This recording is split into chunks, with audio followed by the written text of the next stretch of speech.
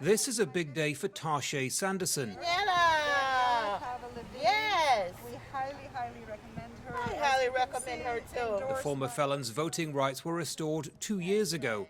Then Florida's Republican governor approved legislation blocking ex-criminals from voting until they paid outstanding fines and fees. Ron DeSantis said it's about making former felons repay all their debts to society, while opponents see it as taking away their rights.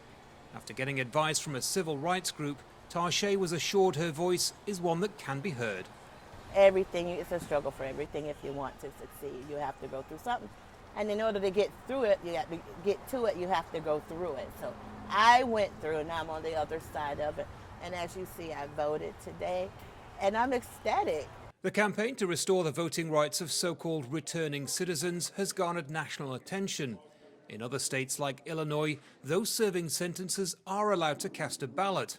But the picture in Florida is far more complex. And I'm clicking through a bunch of different case numbers with confusing notations as to what they mean. Lawyers say it's a form of voter suppression that targets the poor and minorities. There's no one-stop shop for getting an answer.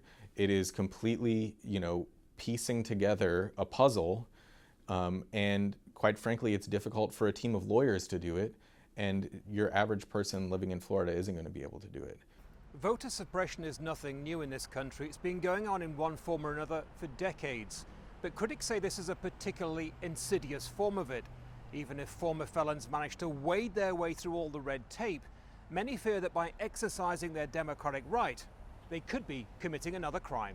For ex-felons, registering to vote without paying legal fees could get them in trouble. And with the system so convoluted, many just don't take the chance. They're the role models of their communities.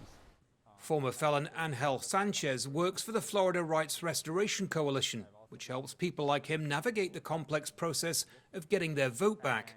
He says those who do vote are heroes. That's a real act of bravery. That's why we would commend every single returning citizen who turns out and vote for their civic engagement and courage, because even if there wasn't a fear here, there's been a history of saying your vote doesn't matter, your vote doesn't count. Learn to live with that. According to civil rights groups, the legislation here potentially leaves many ex-felons without a vote. I voted. For those that fight, the simple act of voting isn't something they take for granted.